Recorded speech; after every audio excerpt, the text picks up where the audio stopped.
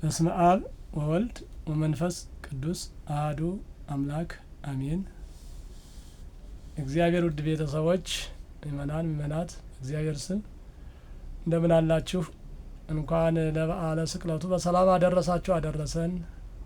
አምላካችን እግዚአብሔር የተመሰገነ ይሁን። እዚህ በመቀጠል ሁለት አበይት አንኳር ነገሮች ስላሉ እነሱን ኮፒ ሊንክ ሸር ማለት ለሁሉም ነው እንዲደርሰው ነው ማድረግ ያስፈልጋል። ስለ ስግደትና ስለ እርድ ብዙ ጊዜ እየተነሱ ሰዎችን ያወዛግባሉ። እንግዲህ በፍትሐ ነገሥት ላይ ብዙ ጊዜ ፍትሐ ነገሥትን ይጠቅሳሉ። ፍትሐ ነገሥትና ግን እነሱ የሚሉት ደግሞ አይገናኙም። ምሳሌ ስግደት በቀደም ለበዓለ እግዚእ አይሰገድም ብለው ፍትሐ ነገሥት ሲጠቅሱ ነበረ። ፍትሐ ነገሥት የተናገረበት አውድና እነሱ የሚናገሩበት አውድ ልዩነት አለው። ርቀቱ በጣም ሰማይና መሬት ነው። ፍትሐ ነገሥት የሚናገረው አይሰገድም የሚለው ከበዓለ ወይንም ከሰሙነ ሕማማት ውጭ ላለው ነው። የሰሙነ ሕማማት ውስጥ ያለው ስግደት ምንም አያሳትትም። ባለ እግዚአብሔርም ይሁን እመቤታችንም በዓል ይሁን የሚካኤልም በዓል ይሁን የማንኛውም እንደ ማለት አበይት በዓላት ወይንም የውግዘት በዓላት የተባሉት እነዚህም ሆነው በበዓለ ሀምሳ ውስጥ ግን ከክርስቶስ ከሕማሙ ከሞቱ በዓል የበለጠ የለም። ከሕማማቱ የበለጠ በዓል የለም። ምሳሌ በቀደም በዓለ እግዚአብሔር አንሰግድም ብለው አውጀዋል፣ አውግዘዋል፣ አስተምረዋል። የነገው በዓል የማን በዓል ነው? ነገ ስቅለት ነው አይደል? ነገ ስቅለት ነው። ታላቅ በዓል ነው። እንደው የሞት የተደመሰሰበት ሕይወት የተገኘበት ካሳ የተፈጸመበት የሰው ልጅ ከሲኦል የወጣበት የመጨረሻው ክርስቶስ በዚህ ዓለም የሰውነቱን ስራ 33 ዓመት ከ3 ወር ሰርቶ የነገው የመጨረሻው ስራ መቼ ነው ቢባል ስቅለት ነው። ስቅለት ከተሰገደ የባለ እግዚአብሔር አይሰገድም ማለት ምንድን ነው? ወይንስ የነገው በዓል ልዩ ሌላ በዓል ነው ብለው ሊያውጁለት ይሆን ነው? ነገ አይሰገድም ብለው ተጣጥፋችሁ ዝም ብላችሁ ቁጭ ብላችሁ ዋሉ ሊሉ ይሆን እነዚህ ሰዎች? ስለዚህ ይህንን ከፍትሐ ነገሥቱ ጋር ባያገናኙት፣ ሰውንም ባያወዛግቡ፣ ለወደፊቱም ይህንን እንደ ትምህርት አድርገው ባይሰጡት በጣም አስፈላጊ ነው። እንደው ማንበብም ብቻ አይደለም መረዳትም አስፈላጊ ነው እኮ። በዓለ ግብረ ማን ነው እሱ ሕማማቱ እኮ የፍትሐ ነገሥቱ ከሕማማት ውጭ ላለው በዓል አትስገዱ ነው እንጂ ያለው ሕማማት ውስጥ ያለውማ በዓል ከራሱ ከሕማማቱ ውጭ የበለጠ ምን ታላቅ በዓል አለ? ወይ ጠቅላላ በሕማማት ውስጥ ስግደት የለም ብሎ ማወጅ በቂ ነው እንደዚህ ከሆነ። ስለዚህ ይህንን ቢያስተውሉት መልካም ነው።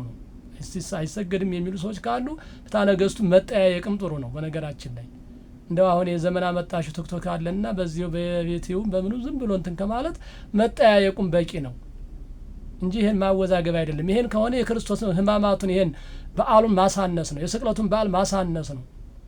ምሳሌ ስቅለት መጋቢት 27 እንበል እስኪ ጥንተ ስቅለቱ እርሱ በሕማማት ውስጥ ቢውል አይሰገድም ሊሉ ነው። የሚሰገደ እኮ መጀመሪያ እኮ ጥንተ ስቅለቱ ማለት እኮ ነገ የምናከብረው ጥንተ ስቅለቱ ማለት ነው። በእሱ አይሰገድም ብለው ሊያውጁ ነው። በጣም ያሳዝናል። ሌላው ደግሞ እርድ ይላሉ። እርድ ግማሾቹ በመስቀል ሳይባረክ ወተንሥአ ሳይባል አይታረድም ይላሉ። ሌሎች ደግሞ 1 ሰዓት ጀምሮ መታረድ አለበት ይላሉ። 12ም ይላሉ። አሁን ወደ ማንኛው ነው መሄድ የሚቻለው? እንደው ችግራችን ምን አለ ከምንሰራው ስራ ጋር ወይንም ከምንናገረው አነጋገር ወይንም ከምናስተምረው ትምህርት ጋር ማስተዋልና ማገናዘብ ቢኖርበት በጣም መልካም ነው። በጣም መልካም ነው። ምሳሌ እንደ ምሳሌ ትናገር ፍትሐ ነገሥት አንቀጽ 15 ላይ ስለ አጽዋማት ሲናገር ቅዳሜን እስከ 6 ሰዓት ሕንጻ መነኮሳትም ሃይማኖተ አበው ምዕራፍ 20 ላይ እርሱ ላይም ተናግሯል። ሕንጻ መነኮሳት ቅዳሜን እስከ 6 ሰዓት ጾሙ ይላል። እስከ 6 ሰዓት ይሄ ማለት ጾም አይደለም። በነገራችን ላይ ደግሞ ቅዳሜ ተሻረ እንዳይሉ ጾም አይደለም። ጾም ማለት እስከ 9 ሰዓት ሲዋል ነው። እስከ 6 ሰዓት መጾም ማለት እስከ 6 ሰዓት መቆየት ማርፈድ ማለት ነው እንጂ መጦም አይደለም።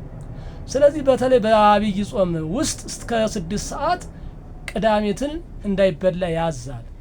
ግን እኛ ከታች አምጥተን 11 ሰዓት 12 ሰዓት 1 ሰዓት ነው ቅዳሴ የምንገባው የምንወጣው። ከዚያ በኋላ ጾም የለም። ይሄን ሕግ ካከበር ነው እንኳ ይሄንን ቅዳሴ ግዴታ ጠብቀን 6 ሰዓት ላይ መውጣት አለብን ማለት ነው። ቅዳሴውን 6 ሰዓት ላይ እንድንወጣል ማለት ነው እንጂ መግቢያ ሳይሆን መውጫ ያን ማድረግ አለብን። ግን ለምንድን ነው አባቶቻችን በኋላ ደግሞ የተነሱ ሊቃውንት ምክንያቱም ፍትሐ ነገሥት ሰለስቱ ምዕት ሲያስቀምጡ አርቆ እንደማጠር የሚባል ነገር አለ። አርቆ እንደማጠር ሰው እንዳይሳሳት ጥበቃ እንዲኖረው ፍርሃተ እግዚአብሔር እንዲያድርበት ብለው ያስቀምጣሉ።